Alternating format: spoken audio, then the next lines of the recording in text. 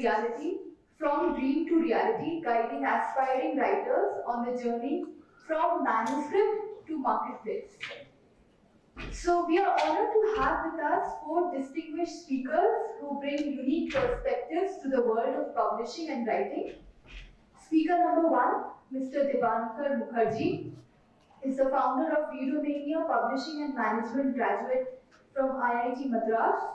Known for curating an eclectic mix of books, Mr. Mukherjee is passionate about working with authors to create compelling stories and has also been actively involved in literature festivals and writing workshops. Can we have a big round of applause for Mr. Mukherjee? Speaker number two, Ms. Samira Sood, is a senior journalist and strategic communications expert whose work spans books, magazines, columns, and brand storytelling. Currently the managing editor of The Nod, she has worked with renowned organizations like the Condé Nast Traveler, The Print, and Carnegie India. Her debut children's book will soon be published by Penguin Random House. Then we have Ms. Siti Khurana. She is an MBA professional with over 13 years of experience in marketing, communication, and project management, including 12 years in trade and academic publishing. She has collaborated with esteemed authors such as Dr. APJ Abdul Kalam, Dr. Manmohan Singh, and Romila Thapar, making her a seasoned expert in author management and public relations. A big round of applause. And finally, we are equally honored to have a moderator from our own orange city, Mr. Vikrant Chandelier, a seasoned journalist and a social entrepreneur with over 2 decades of experience. From his beginnings as a crime journalist with Z News to becoming one of India's youngest editors, Vikrant's contributions to media are exemplary. Currently the editor-in-chief of Nation Next and the founder of India Next Media Private Limited, he has been pivotal in shaping modern media landscape. His philanthropic work through the Nation Next Foundation further underscores his commitment to positive societal change. Can we have a big round of applause for him? Together, they will guide us through the fascinating journey of turning manuscripts into market-ready books. Without further ado, let's begin this 40-minute session. Hi. So, because I'm an aspiring writer too, so I'm just working on a fiction and a non-fiction. So organizers have just kind of kept a training program for me over here. So I would like to ask, actually, I just go a step backward, from manuscript to marketplace. But before that, I was just asking in the other session as well, which was on fictional writing. But for fiction and non-fiction, I would like to ask, all three distinguished panelists, how do I qualify to become a writer? Why I'm asking this particular thing? Because entrepreneurship and writing are very idea driven. So people have all the misconceptions that okay, my idea is the best. So they keep on wasting their time and energy and all that. And forget about having a roadmap or blueprint as to how to achieve it. That we'll discuss subsequently. But to begin with, whether do I have it in me to become a writer or not? How do I go on this self-assessment spree? So to begin with, Samira, I would like to ask.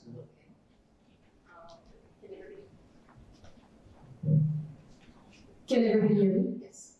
I think I can hear myself. So, see, I've been on both sides, right? I've been a book editor with Katha and Doric Industry. Now my own book is coming out, which is a kid's book. And honestly, the thing you said about do I have it in me, or how do I know whether I have it in me, I think, honestly, there's no rule. The only thing I would say is that every story has already been told, right? Whether it's mysteries, love stories, crime, anything, right? Action thrillers, sports dramas, every story has already been told. It's how you tell your story in your way. And I don't mean your story as in your biography, but I mean the story that you have inside you that you want to get out there. I think if you, it's how you say it in a different way. It's what makes that different. That's what it is, right? There's no, there's, I mean, the book that I have coming on is a kid's book. It's about a fussy eater. That's a tale as old as time. But it's my way of saying it, or all of that, right? And the second thing I will say, the only rule I will say is read. I don't think you can become a good writer without being a voracious reader, because you get your ideas from what you see around you. Be an observer, listen to people. One of my favorite things, I always say I love reaching the airport early. I'm one of those people who reaches the airport early because I like to have that extra hour at a coffee shop to just observe people. I loved taking the train in Bombay, the local train in Bombay to work, because of just what you hear around you, the stories you hear around you. So you just have to be open to listening, I think, and to observing people around you. So, Vibhaka, I would like to ask you, as a publisher, do you judge the manuscript or the idea or the writer? Because ultimately you have to be convinced. Everyone writes to get published for sure. So, would you like to set any, or have you set any criteria at large? To begin with, we don't judge, we evaluate. Okay, so evaluation happens on two rounds, one editorial and the other commercial. They are independent but eventually linked to the agreement of publishing the book. Typically, editorial reflects on the story, the merit of the story, how different it is from what's been told earlier, as she mentioned. What is the USP or the unique selling proposition that you bring on the table, a story, and how good is the writing. These three things are what editorial checks. From there, if this is clear, commercial steps in and commercial evaluates, is the story something that readers want, readers will pay for, and there is a possibility of marketing this. Once these evaluations are complete, then it moves to the next stage of acceptance or discussion with the author, terms and conditions, so on and so forth. So that's a usual process of evaluation that happens. But I'd like to add one definite thing. We always confuse writing with publishing. You write for yourself and then possibly you decide, do I want to publish it? And not, I want to publish it, hence I want to write. More often than not, we see a lot of people getting confused with why do they want to get published. If you do not have an answer of why you want to get published, then don't even take up the idea of publishing. As Dipankar said, that one of the criteria is that the good writing has to be good. So, what are the parameters? How do I self-analyze whether my writing is getting into good direction or not? So, I would like to say, both the distinguished panels have already said what are the steps and how you want to judge yourself. And I've worked in trade and academic publishing both, so I can give both the perspectives. Trade is more of a commercial, definitely yes. Wherein if you talk about academic writing style has to be a certain level because we are here interacting with the readers which are much more seniors, they are the scholars, researchers. So you have to be very careful who you are writing it for. So for the target audience, you have to be very clear if you are writing it for the commercials. If you are writing a fiction, the readers are different. If you are writing it for the non-fiction readers, the readers are totally different. So one, definitely, you have to make a demarcation between who your target audience would be. That is one. Secondly, in terms of how would you judge, listening definitely, and it doesn't has to be a book reading. You can listen to podcasts. You can listen to any other YouTube.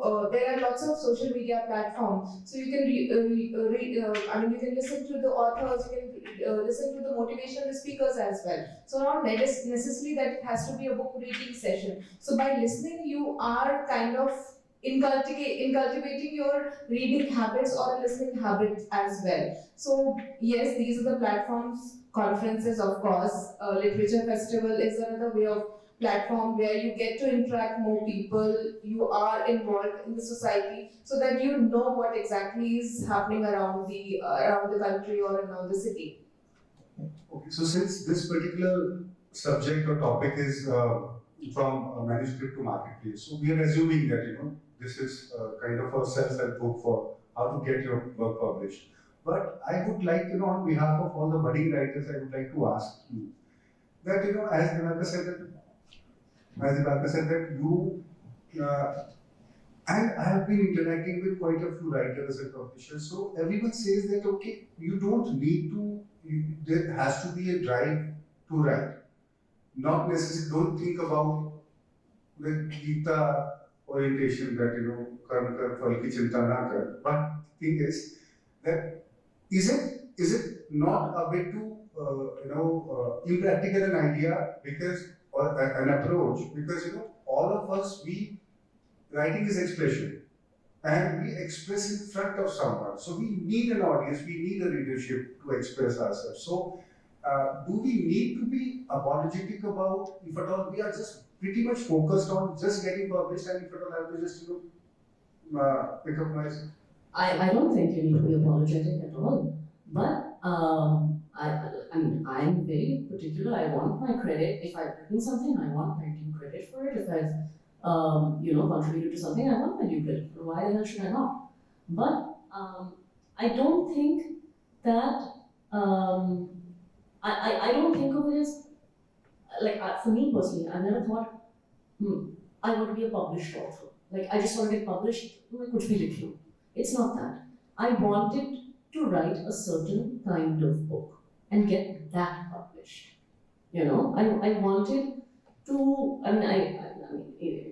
I wanted to fill what I saw was a gap in the market in the Indian context. I felt like something was lacking in children's books, in Indian children's books, and I wanted to write something that filled that gap.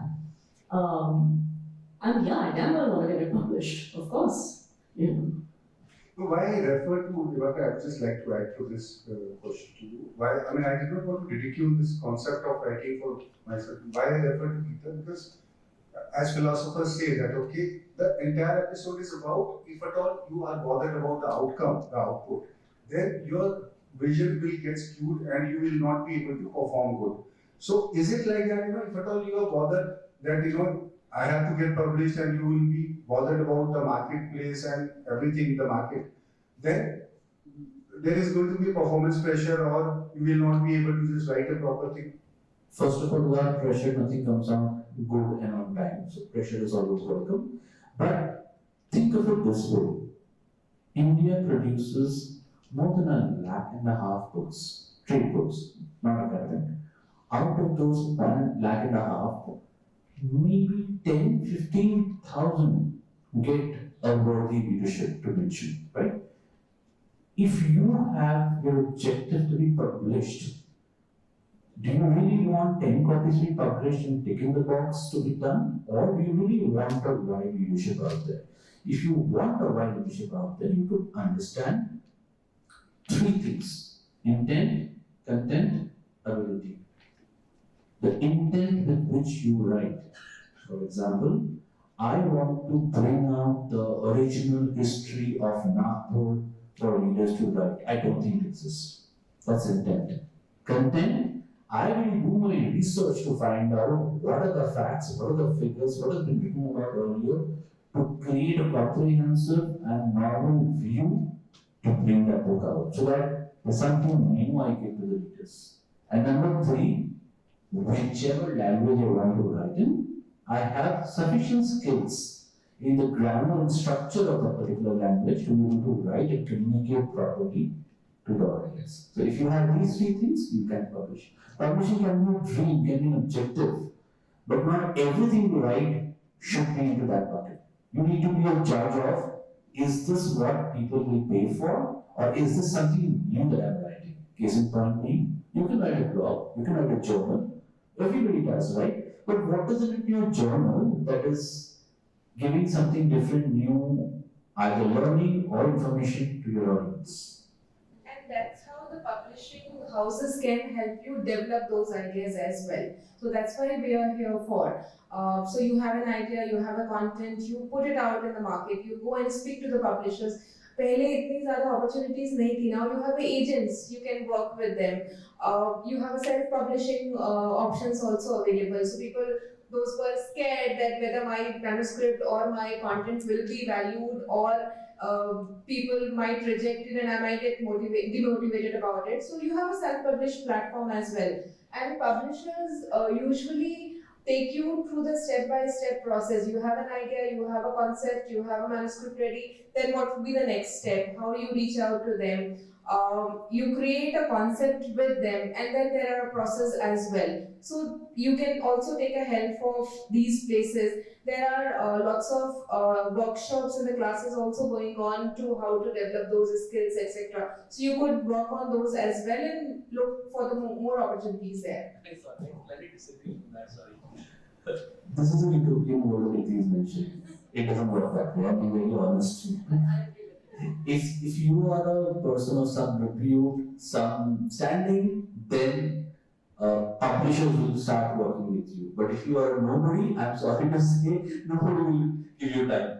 I completely agree with you. It does help to have some contacts in publishing, certainly. But also, to your point earlier about do marketplace concerns affect your output? And does it affect what you're actually, the quality of what you're actually saying? I don't think we are there yet. I feel like it certainly affects in Bollywood, for example.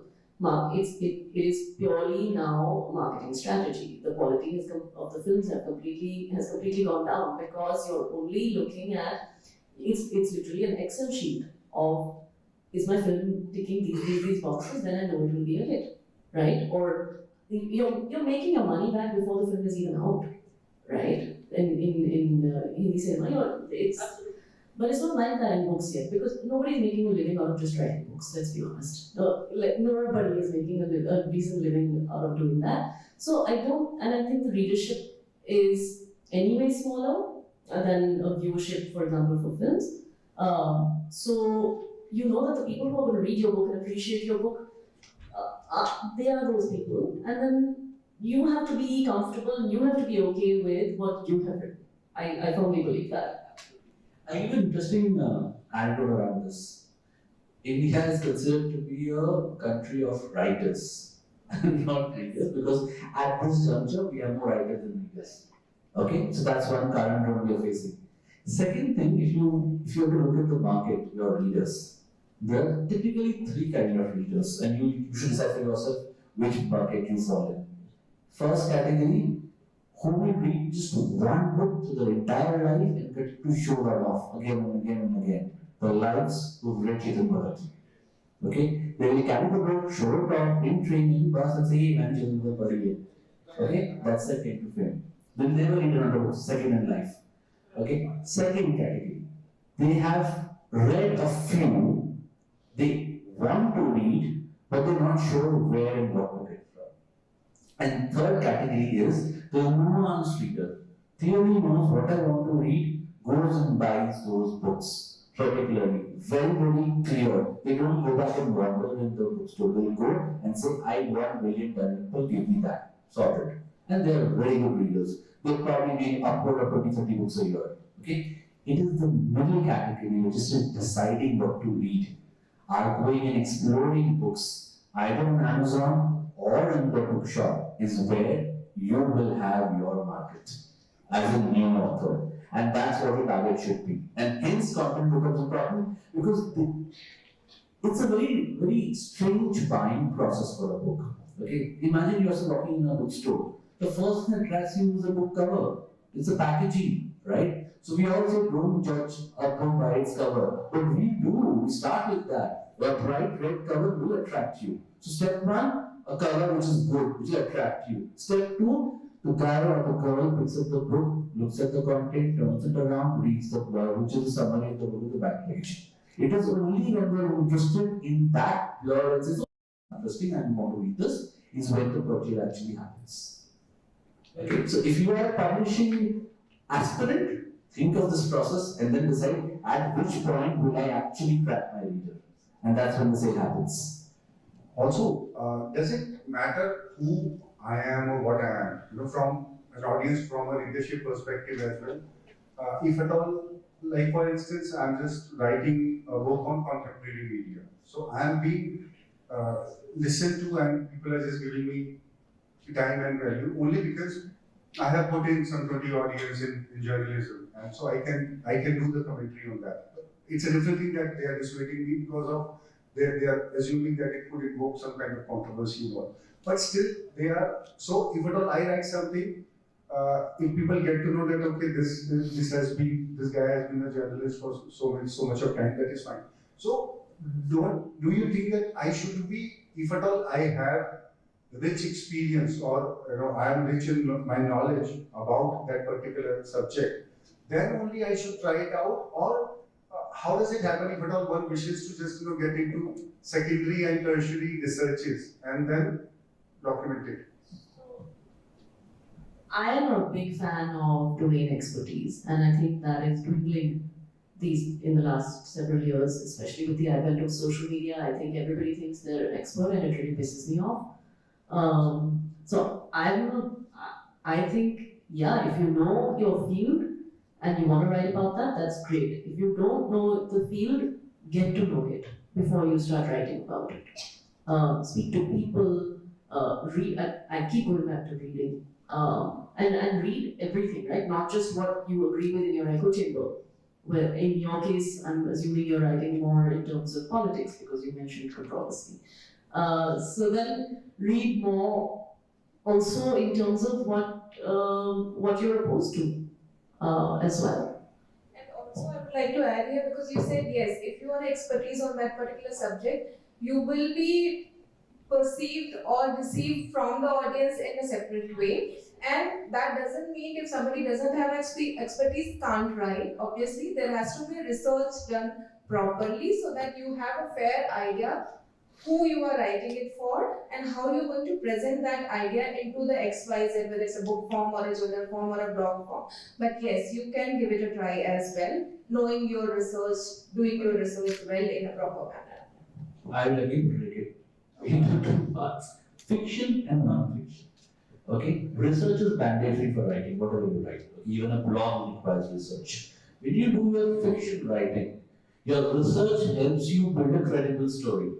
But when you shift over to a non-fiction, I strongly feel that you need to have your own internal expertise on the table to be able to even approach. For example, if you are writing, let's take Vikram's example, right? He's writing a book on, let's say, media studies, right?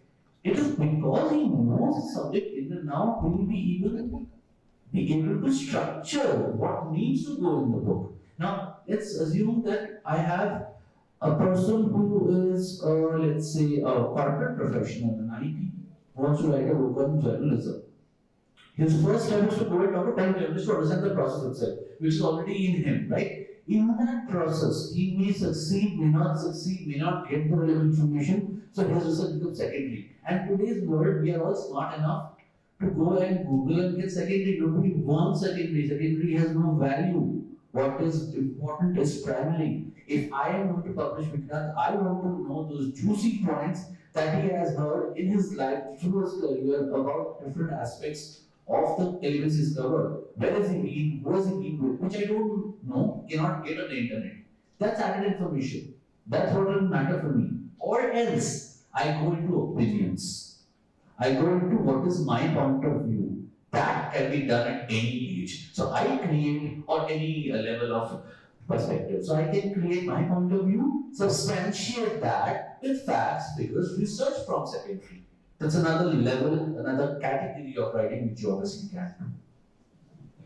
Before we just get into delving into marketplace specifically, I would like to ask. I was listening to Salman Rushdie, so he said that he spent 13 odd years in just training himself. So he said that okay, he was training himself for a craft which he was not sure whether he would be able to properly grapple with, and still he just put in that kind of time, and that's how when he became successful, he became ultra successful. But over here today, as you said that okay, no one is just earning bread and butter out of writing. So have things changed? Do you, so or if at all a writer wants to be that dedicated, he wants to become an absolute writer only, and he wants to earn his living from writing, and he wants to train himself properly only, and he wants to take the complete plunge, or it is all about being the part-time writers these days? Sure. So again, it depends on the individual writer to a writer, I would say. For example, like if you talk about Chetan Bhagat, so he also struggled for some year until unless that book got into movie. Secondly, for the current fiction writers or for the new writers, I would say they have a very clear mindset. मुझे आज ये किताब लिखनी है, कल को मुझे इसकी वेब सीरीज बनानी है, and I have to make that into a movie as well. So that is one criteria because you are clear on your mind. Second is, अच्छा ठीक है, I am working in XYZ company, I'm a working professional, but that's my hobby. So I want to get into a writing, and whatever comes, it's okay. I will dealt with it.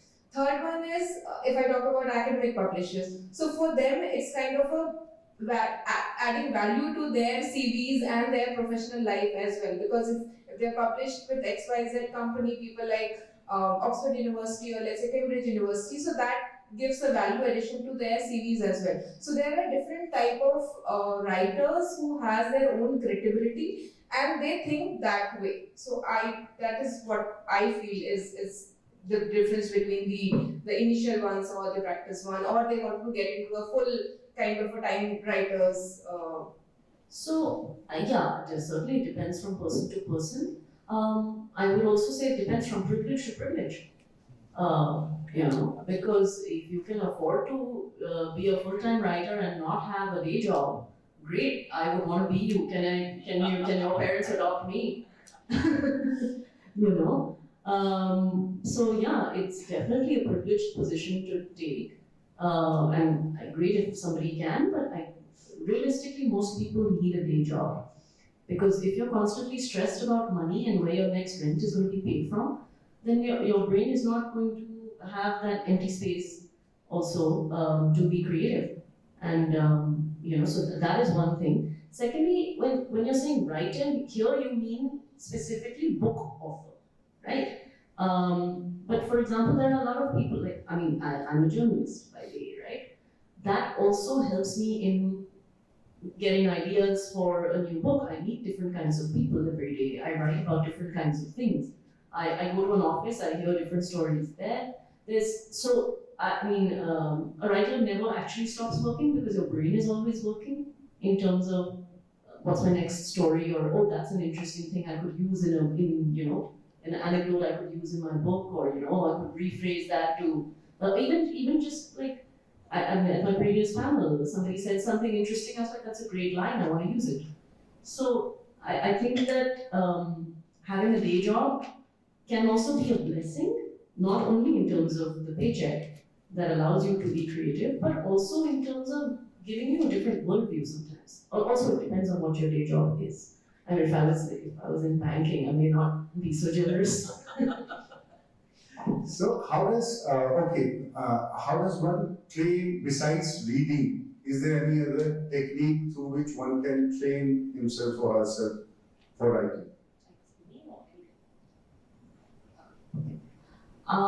No, I mean reading is a big one. Of course, practicing writing, whether it's for your school magazine, your college magazine, doing internships with publishing houses, I think is a great thing as well, because you get to see the other side of what they actually look for.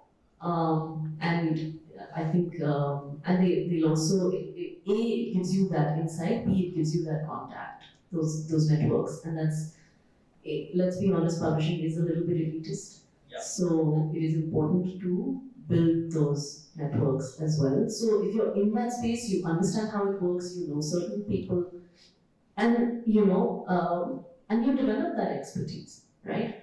And you read, you see what kind of stuff gets published, you see what you like, what you don't like. I'm not a big fan of Chetan Bhagat's writing, but he's really successful, and I respect that. So, you also see what you want. Do I want to be super successful at any cost? or do I want to write a great book that 500 copies of which will sell, and I'll be happy with that? That's up to you to decide. It's also actually just, again I just refer to Salman Rushdie, once in an event, he was commenting upon Chetan Bhagat, and poor guy, he was sitting over there only. So, is it not a kind of a cultural chauvinism which afflicts writers only, because there is, even if, whatever he writes, people tend to understand, and there are all kinds of people, all kind of people, speak all kinds of languages, and, there are different kind of expertise, and so, do we, if at all, as a writer, should one try to just be as prestigious as possible, a stickler of sorts, or we should let ourselves be? I'll take this. And I'm going to make a couple of contradictory statements. First of all, I'm not a fan of Chetan Bhagat myself, but he's the biggest blessing that happened to Indian publishing. Let's accept that. Yeah. Okay. So, keeping aside the personal choices, had he not come on board, writing India would have remained the elitist ivory tower phenomena which it was before it, right? For example, one of my most favorite books, English August, Upamanyu, who by the way won the JCB prize yesterday. Hardly anybody knows about the book and the man. What's the point, right? And then comes Chetan Bhagat. Everybody knows, and they show off with pride. Hey, I read Chetan Bhagat. That's what created ambition, aspiration to become like him, which drove publishing throughout the world and at the level it is right now. That's point number one. Point number two, Salman Rushdie is history. Nobody reads him right now. Let's be honest, people buy him, keeping him in shelves to show off. There's a bunch of maybe 10% audience in the elite crowd which really enjoy his books, right? Why? Not because his content is bad, because his language now is probably 20 years old. English as a language is growing, it is improving, right? So his sentence structuring will now appeal to only the convent educated elite class which probably has gone through a level of reading stuff prior to him. Today's educated, youth, young, or middle-aged people, they believe in a different structure, style, and form of writing. About India, by the way, I'm not talking about global stuff. So the writing style has changed. Today, people cannot associate themselves. They will try hard to read. They'll probably not accept in public. I don't like him. But they will find it very challenging to read. Today, people believe in brevity of thought, simple short sentences that helps them move forward. If you bring in one layered sentence which stops them and makes them think, they're like, that's a reaction they give, right? So sometimes writing also has to move with the times. Having said that, we still have a very good literary fiction category in India. Some brilliant authors doing great work. Nothing to take away from them. Okay. Having said these two elements, when you go about creating a career, be it author, be it IT, be it banking, you've got to spend some time. You don't start earning lots of money overnight. The only difference is that this one has a much more longer curve to achieve sustainability.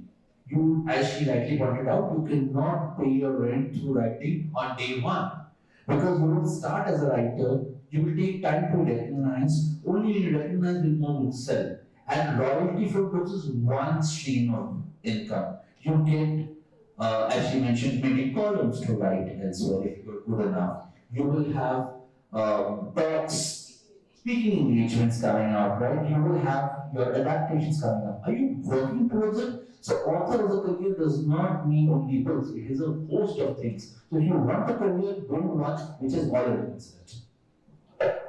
Thanks for fulfilling my. I want to say one thing. Between Chetan Bhagat and Salman Rushdie, can we not find middle ground? I wanted to come and say India is a market of middleists. India has always been middleist. So absolutely. So surprisingly, globally there will be two categories of books: literary fiction and commercial fiction. India is a unique place where language, English is not our mother tongue, but we still have regulate English.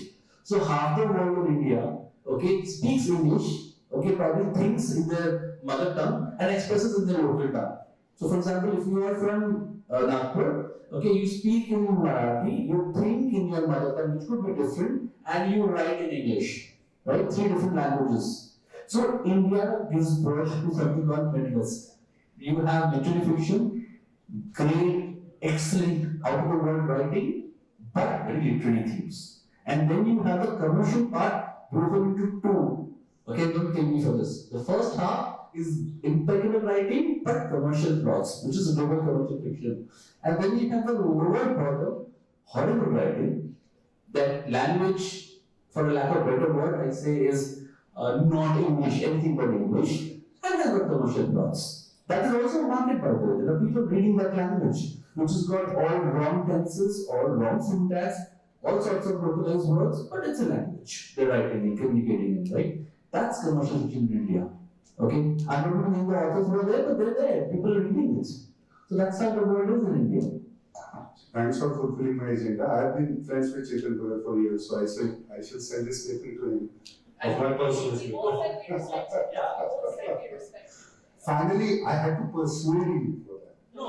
So it was for my persuasive approach. He's no doubt about it. He's a godsend to Indian publishing. Otherwise, the industry would have been lying somewhere else. I don't know. Good job done for myself. Okay, one more thing actually. Speaking about filmmakers, I've been interacting heavily with filmmakers. So they say that whatever works these days, whenever you tell your own story, like whether it is Gangs of Wasseypur, all kinds of movies, whenever they come from hinterland or it has to be for writing fiction if I'm telling my own story. So it really works, because there is a novelty to it. So does it hold true for books as well? Writing fiction. In terms of writing fiction, well, I don't say you have to tell your own story, but you definitely have to tell a story that where you're familiar with that world, right? But I mean, having said that, and this goes into a little bit of a conversation about appropriation, right? And appropriating stories that maybe you shouldn't have the right to tell. Cultural appropriation, for example, or societal appropriation. But I'm not even getting into that because I also think there are ways to do that are respectful. Maybe get a consultant on board who is, if you're telling a story about a particular community, right? Whether it's a particular caste community, whether it's a particular religious community or LGBTQs or anything, right? You maybe speak to more people who are from that community to get that sense if you are not from that community. That is one way of doing it. Or just I think it boils down to the intention of the writer. Are they doing it to capitalize on what's trending, or are they doing it because they really feel a certain sense of empathy for that community? That's one, So I genuinely feel that you don't have to tell your own story all the time. What if your own story is really boring? You can tell somebody else an interesting story, but is your intent to be respectful to that person or that community? Or is it just to be like, I just want to get published and I want to tell a story that people are going to want to read? That is a question that you have to grapple with, and you sleep at night with that conscience, right? Before we take a couple of questions, just one last one. How does the market work? Do we go to a literary agent or the publisher directly once the manuscript is ready? What is the next process? So, in my case, to be honest, because I worked in publishing, I was lucky enough that I was able to approach publishers directly. If the thing is with literary agencies, they're very helpful, but they'll also charge you. So if you can afford that, if you want to, spend that time and investment and all of that, great, go ahead because they know what they're doing, certainly.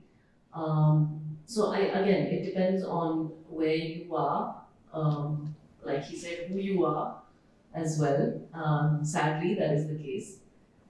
But yeah, because the fact of the matter is that a lot of manuscripts end up in the slush pile and they're never read. And with AI and automated services coming in, that's only going to increase, right? The bots going to pick out maybe keywords. Oh, like the market is looking at these keywords. Does this manuscript have these keywords? If not, nobody's going to read it. So you have to be prepared for an AI-powered world even in terms of this, right? So if you can approach a publisher directly, if you have a name, that I still strongly advocate that. But if you don't, some agencies are doing very good work. I think living in Delhi, it will be easy for people to reach out because most of the publishing houses are based out of Delhi. But people living in the regional cities or tier 2 cities, I think that could be another option of hiring an agent. And of course, networking, exactly. Network, self-publishing is also options are available. So I think it's open nowadays, not necessarily that it has to. But yes, networking could also be another option where one can kind of, you can visit book fairs, you can go to the conferences because you have a whole lot of publishing available there. So Calcutta Book Fair, Delhi Book Fair, these are the places one can visit and make good contacts over there as well. Well, just last questions about. I just want to add something. See, this sounds very daunting. It sounds very impossible. लग रहा है कैसे करेंगे कैसे होगा. पहले step one करो. Are you ready with the manuscript which you can go and talk to them about? Okay, if that is not there, the product is not there, कोई कुछ नहीं करेगा. Okay. I agree and disagree with the agenting part in India. There are some regions doing really good work, but the agent world in India is still very immature. Okay, you can be fooled and taken for a ride. So you have to figure out a way how you judge is the agent good or bad. Okay, direct route for us publishers is a very bad route. Okay, because if agent comes to us, we know that if the agent is reliable and we know that they have done their homework, they know what we want, and hence it's a very easy decision from our perspective with very little time. So our in basic Hindi, मेरा पैसा कम लगा selection में. I save a lot of money, so I would prefer an agented manuscript. But that's not always the case. So open road, slush pile, which mentioned that term, is basically publishing houses with more than 100 emails, probably a day or a week. Imagine there's one email ID of submission and there are 100 emails a day. Okay, in one day there are 700 emails unread. That's a slush pile because how do you find a manuscript, right? You have to take the email, right? So that's called a slush pile. Okay, to be able to find the right manuscript from that list is a huge challenge. Okay, but what happens is there are methods to read the summary in their interest. Okay, so publishers don't read the book first. Publishers read your email first. How impressive is the email that you've written? How have you introduced? How have you caught the attention of that particular person? The publisher is what is important. So that's a step one. So do I have to? So basically, do I have to get it commissioned for that? Is also one option. I can just write, as you said, synopsis, get it approved, then I get it commissioned, and then I can start writing, or I complete the entire manuscript and then I approve the publisher. So if you have an idea or have a structure ready, you could reach out to the publisher, and then maybe if that needs more improvement, one can kind of sit collaboratively and do that. So that's not necessary that the entire book has to be ready beforehand. But yes, of course, as you mentioned, that the summary of that, the crux should be there, how you're going to approach it to the publishers. Any questions?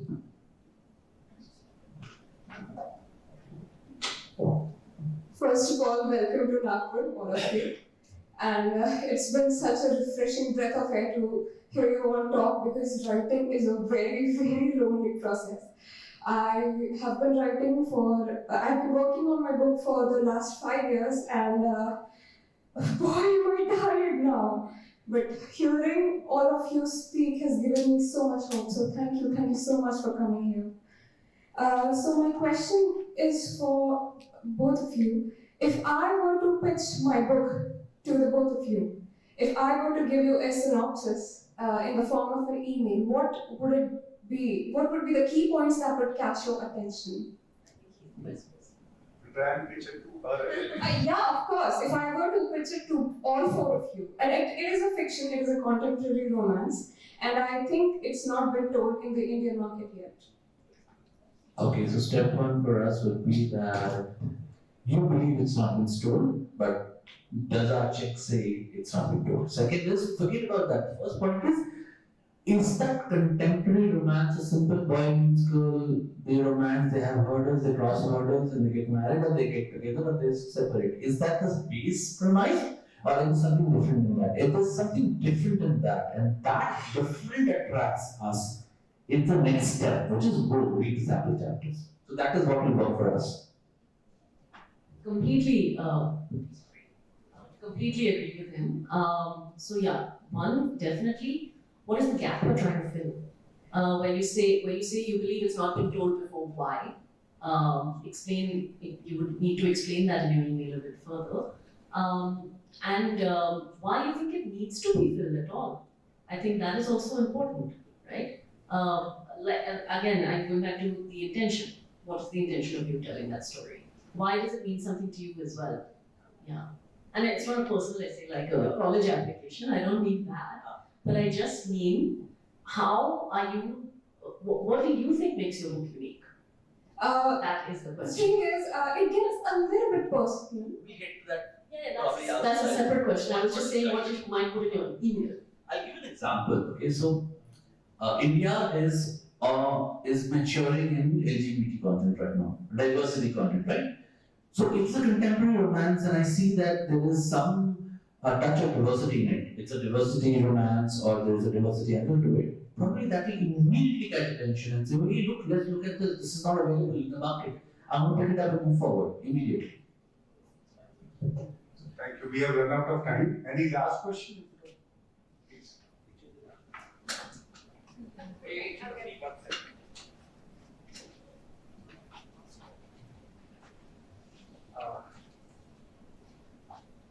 Hello. Thank you so much for the session. First of all, it's been a pleasure listening to you all. And my question is mainly, I'm a poet. I have been writing since the age of 8 and for myself, and then over time it has just evolved into this. Started off as a hobby, but then I have also ended up participating in competitions and then getting published that way. I want to understand first of all, poetry as a genre is like completely different, right, from the story writing and all of those things. So, what do you think are the main things that as a poet you should keep in mind? I write in English poetry. I don't have a particular genre per se. I write across genres in poetry. So, is that a confusing image, or are we looking for like, okay, you are writing in this particular box? Like, should you be categorizing yourself as a particular type of poet, or like, should you be going all out? Because as you said, खुद के लिए लिखा है ये, like market के लिए लिख के नहीं लिखा है, सोच के नहीं लिखा है, खुद के लिए लिखा है. So how do you? It's a very difficult question. I'm going to give you a politically correct answer and an honest answer, right? The politically correct answer is obviously written poetry, you can compile it in a book and send it out.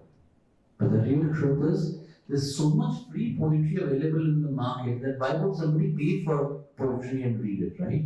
If somebody is to pay for poetry and read it, it bloody well come from somebody of repute or come with the absolutely unique proposition. For example, today if you have to write a ballad of, let's say, history of India, never done before, right? In poetic form, catch attention. That's poetry, but in different form. Simple slice of life poetry, which is your thoughts on paper. Anybody with a good command on language tends to first put them in the form of verses, right? So that's not available. You will have it very difficult. I'm not saying it's impossible, very difficult to establish yourself as a poet in that market. Okay? Publishing is not very tough these days, by the way, guys. You may get rejected by all traditional publishers, but you still have an option of paying and getting published on your own. But that doesn't stop there. Publishing, even with your own money, would require you to sell those books. Okay, there has to be an agenda and objective to sell those books, right? Why should Iti want to read your poetry?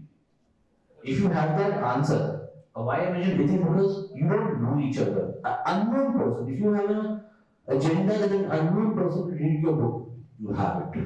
If you don't, work on it and improve it. Very thanks, Dipankar, Samira, and Niti. Thank you. What a fantastic session we had today. Deserves a big round of applause for all the speakers. thank the moderator for asking posing those so intellectually stimulating questions. Thank you, sir. Thank you, ma'am.